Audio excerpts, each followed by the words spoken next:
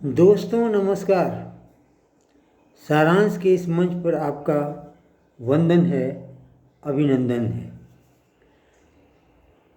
दोस्तों, इंग्लैंड के पूर्व प्रधानमंत्री जो भारतीय मूल के हैं, श्रीमान ऋषि सुनक, वो एक बात बहुत स्पष्टता से कहते हैं कि मैं हिंदू हूँ। इस बात का मुझे गर्व है। किंतु दोस्तों, आप इस बात से सहमत होंगे कि वो हिंदू गौरव कहीं हमें दिखाई नहीं देता। हिंदू लोग हैं, हिंदू हैं, बहुत हैं, किंतु हिंदू गौरव नहीं है। इसलिए दोस्तों, आज की चर्चा का हमारा विषय है हिंदू गौरव एवं योगी आदित्यनाथ। दोस्तों, स्वतंत्रता संग्राम के दिनों का जो इतिहास आप पढ़ेंगे तो आपको एक बात अधिकृत रूप से जानकारी मिलेगी। वो ये कि कांग्रेस के किसी भी दफ्तर में, किसी भी त्यौहार के दिन, किसी भी उत्सव के उपलक्ष्य में एक गीत गाना मना था, यानी वो गीत कांग्रेस पार्टी में बैन था। यह गीत था वंदे मातरम, वंदे मातरम। दोस्तों, ये गीत कोई साधारण गीत नहीं था, बल्कि ये गीत श्री बंकिम चंद्र चटर्जी ने अपनी किताब आनंद मठ में लिखी थी। और उसके बाद ये इतना अधिक पॉपुलर हुआ, इतना प्रचलित हुआ कि वंदे मातरम एक आज़ादी का नारा हो गया। आज़ादी के लिए कॉल, या फिर अपनी भारत माता के लिए समर्पण, अथवा राष्ट्र के प्रति बोध, यानी राष्ट्रबोध, यानी राष्ट्रीयता। इस तरह से ये गीत पूरे भारत में स्वतंत्रता संग्राम का परिचायक माना जाता था। यहाँ ये कहना ज़रूरी है कि मुग़ल काल में जब हजारों वर्षों तक हिंदू गुलाम रहे, उस पूरे लंबे कालखंड में जिन लोगों ने राष्ट्रबोध तथा हिंदू धर्म को बचा कर रखा, संभाल कर रखा, जीवित रखा, वे लोग थे लेखक, कवि, दार्शनिक एवं इसी प्रकार के कलाकार। यह परंपरा कुछ वहाँ तक दिखाई देती है जहाँ एक भारत में क्रांति की उत्पत्ति बंगाल में होती है, और बंगाल में ये लगातार एक बहुत बड़े पैमाने पर अचानक क्रांतिकारियों की फौज उत्पन्न हो जाती है। ये कुछ इस कारण से भी था कि बंगाल को डिवाइड किया गया, विभाजित किया गया, और इसे बंग भंग का नाम दिया गया। सही है, किंतु इससे अधिक महत्वपूर्ण बात ये थी कि बंगाल की विभाजन के पूर्व से भारत के नागरिकों में ये आनंद मठ किताब, उसकी भावना एवं उसका यह गीत वंदे मातरम व्याप्त था, गूंज रहा था।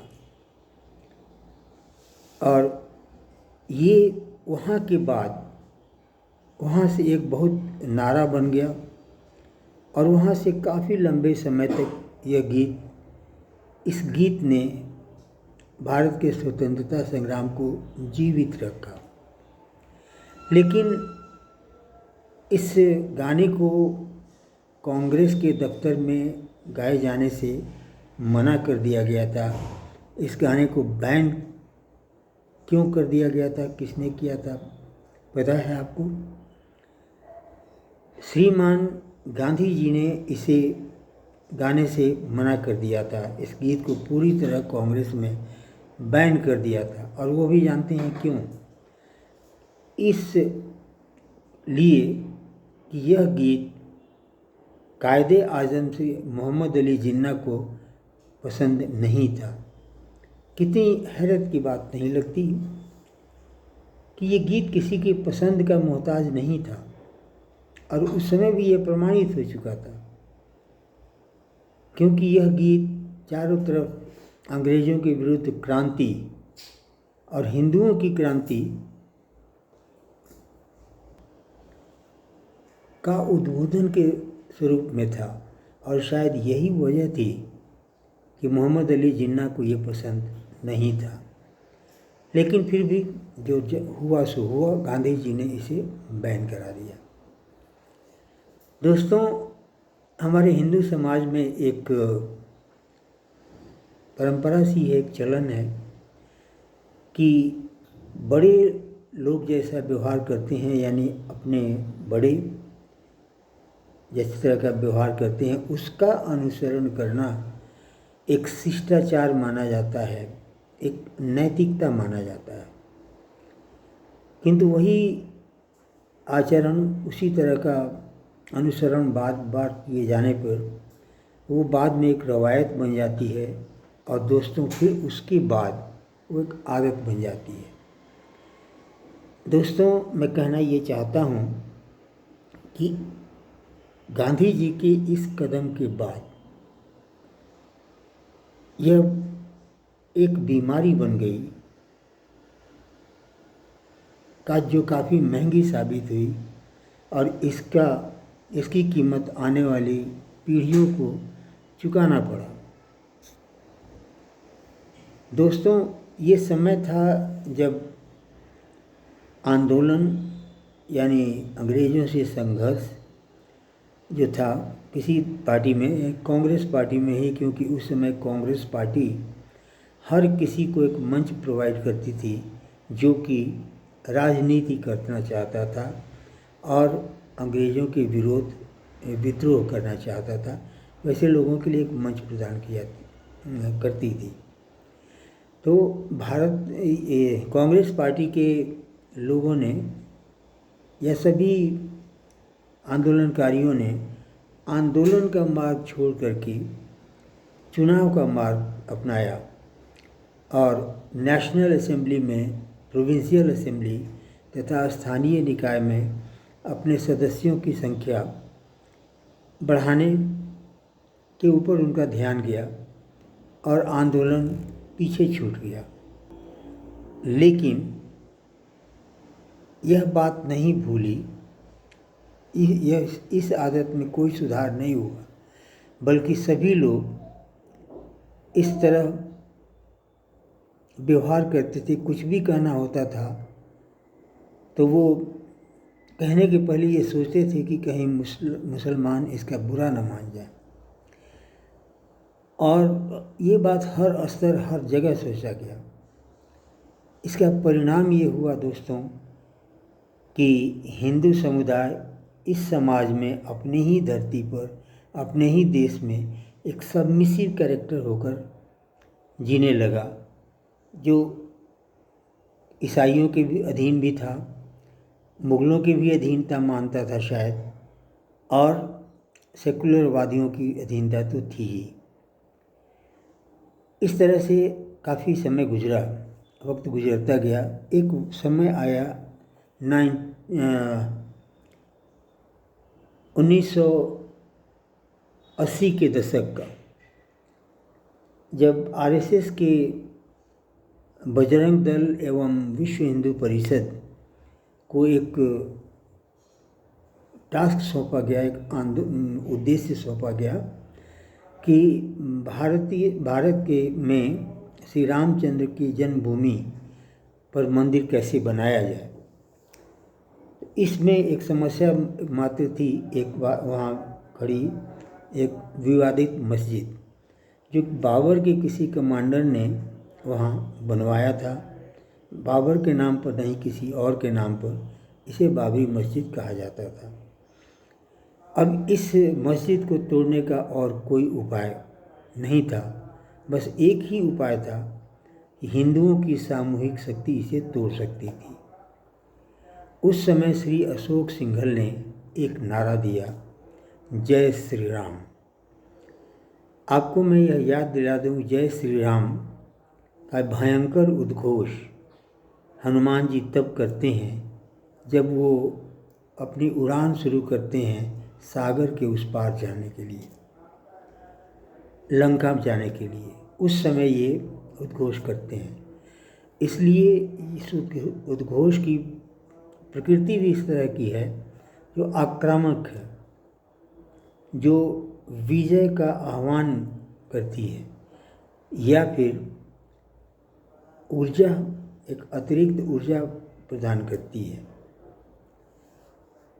और इस नारे को लेकर अलग अलग समूह में लोग पूरे भारत में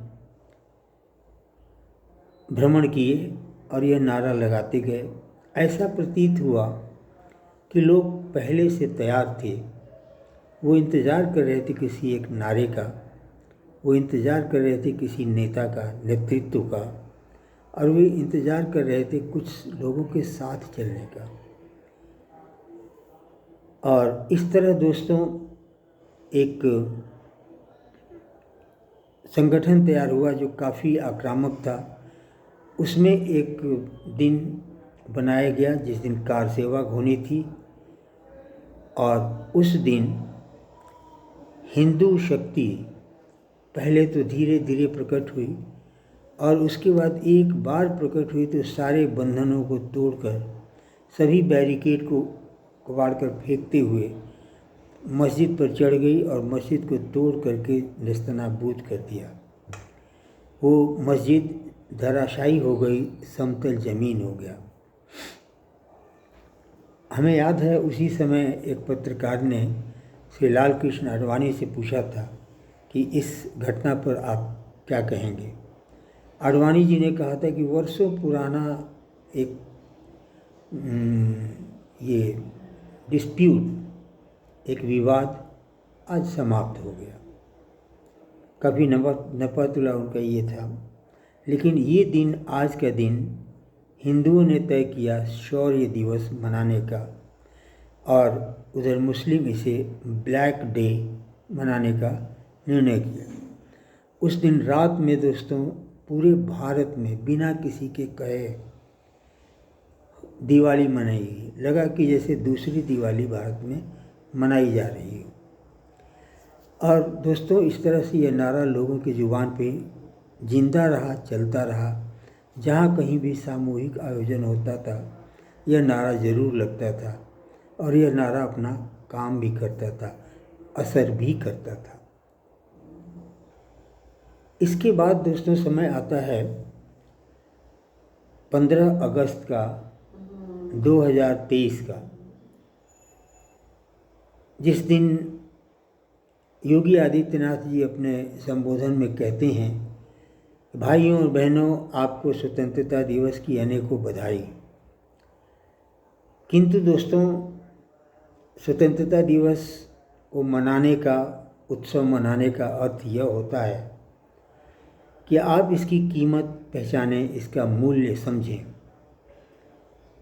और इसकी कीमत वो है, इसका मूल्य यह है कि आप जागरूक हो जाएं, सचेत हो जाएं उन शक्तियों से जिन्होंने आपको गुलाम बनाकर 1200 वर्षों तक रखा। इसलिए दोस्तों गुलामी बहुत खराब, बहुत बुरी चीज़ होती है। इसलिए हमको प्रयत्न करना है कि हम स्वतंत्र रहें, और इस स्वतंत्रता दिवस को, इस स्वतंत्रता को बचा कर रखें, बना कर रखें। ये उद्बोधन ने भी, यानी क्या कहते हैं, योगी आदित्यनाथ जी के इस उद्बोधन ने भी लोगों की खून में थोड़ी गर्मी जगाई। और वो गर्मी अभी चल ही रही थी कि किसी चुनावी मंच से चुनाव प्रचार के मंच से उन्होंने कहा कि भाइयों और बहनों, याद रखो हम तब कमज़ोर हुए हैं जब हम बटे हैं। इसलिए हम जब एक रहेंगे तो नेक रहेंगे, हम बटेंगे तो कटेंगे। इसलिए याद रखो दोस्तों, एक रहोगे नेक रहोगे, बटोगे तो कटोगे। दोस्तों, ये 2-4 शब्दों का एक छोटा सा नारा पूरी तरह वायरल हुआ। बिल्कुल जैसे लगता है कि मौसम में सूखी हुई घास अथवा सूखा हुआ पुआल या पराली जिसे कहते हैं शायद, वो रखा हुआ था, बस उसमें एक चिंगारी डालने की ज़रूरत थी। और उस दिन योगी आदित्यनाथ ने उसमें माचिस लगा दी। उसका जो प्रभाव होता है दोस्तों विश्वास की, उसका यही प्रभाव, बिल्कुल यही प्रभाव हुआ। इसके सकारात्मक प्रभाव को देखते हुए प्रधानमंत्री ने भी इसका अनुमोदन किया और उन्होंने अपने एक भाषण में संबोधन में कहा कि दोस्तों, हमारा देश तब तक कमज़ोर हुआ है जब जब हम बटे हैं। इसलिए दोस्तों, हम एक रहेंगे तो सेफ रहेंगे, हम बटेंगे। याद रखना दोस्तों, हम बटेंगे तो हमको बांटने वाले महफिलें सजाएंगे। उसके बाद ये पूरे भाजपा में यह नारा सर्वसम्मति से स्वीकृत कर लिया गया और तब श्री मोहन भागवत जी ने अपने मन से इस नारे को दिया। उसी तरह से कि इतिहास में हमारी हिंदू शक्ति तब तक कमज़ोर हुई जब हम बटे हैं। इसलिए ज़रूरी है कि हम अपनी एकता बनाए रखें। दोस्तों, सब जगह भाव यही था, नारा वही था, बटोगे तो कटोगे। दोस्तों, इसने पूरी हिंदू समाज में हिंदू गौरव को एक अजब की ऊर्जा प्रदान किया। इसकी गर्मी महसूस की जाने लगी। रोज़ नए लोग, अधिक से अधिक लोग आकर इस जागरण में, इस जागृति में शामिल होने लगे और इसको एक परीक्षण का भी अवसर मिल गया। हरियाणा का चुनाव,